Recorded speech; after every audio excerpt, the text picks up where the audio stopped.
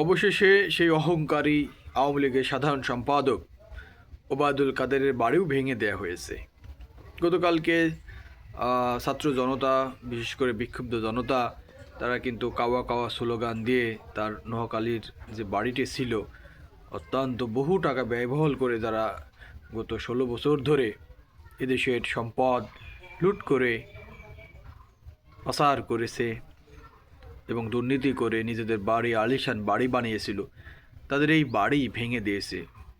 গতকাল সারা বাংলাদেশেই কিন্তু আওয়ামী লীগের বিভিন্ন নেতাদের বাড়িতে হামলা চালিয়েছে বিক্ষুব্ধ ছাত্র জনতা।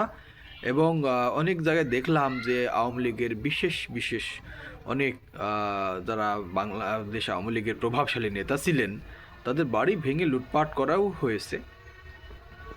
তো মানুষের এদিকে বিষয়টা নিয়ে অনেকটা বিশেষ করে ভারতের অনেক মিডিয়া সরগরম, তারা এটাকে বিভিন্নভাবে ভিন্ন খাতে প্রবাহিত করার চেষ্টা করছে।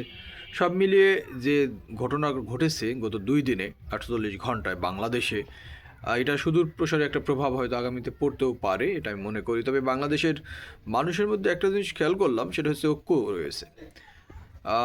গত 5ই আগস্ট 24 সালে যে মানুষের মধ্যে দলমত নির্বিশেষে সকলের মধ্যে যে ঐক্যতা তৈরি হয়েছিল, সে ঐক্যতা এখনও অনেকটাই বজায় রয়েছে। সেটা গত 48 ঘন্টার কার্যক্রমে আমরা সেটা বুঝতে পারলাম।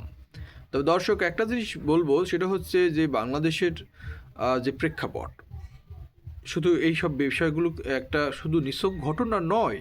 আমি ব্যক্তিগতভাবে মনে করি যে এখান থেকে অনেক কিছু শিক্ষার রয়েছে, যাতে ভবিষ্যতে যে সরকারে আসুক না কেন, তারা যেন বাংলাদেশের মানুষের অধিকার নিয়ে, বাংলাদেশের মানুষের ভোটের অধিকার হোক, ভাতের অধিকার হোক, বা তাদের ক্ষমতা নিয়ে যেন কখনো নয়ছয় না করে, স্বৈরাচারী না হয়, ফ্যাসিজম না হয়, ফ্যাসিবাদ না তৈরি করে। এই ব্যাপারগুলোই কিন্তু এখান থেকে উল্লেখযোগ্যভাবে বলা যেতে পারে। তবে আমি মনে করি এখান থেকে শিক্ষা নেবে অন্যান্য রাজনৈতিক দল, যারা আগামী দিনে ক্ষমতায় আসবে বা নিজেদেরকে মনে করে তারা ক্ষমতায় যাওয়ার জন্য প্রস্তুত রয়েছে, সে সকল দলও এখান থেকে শিক্ষা নিতে পারে।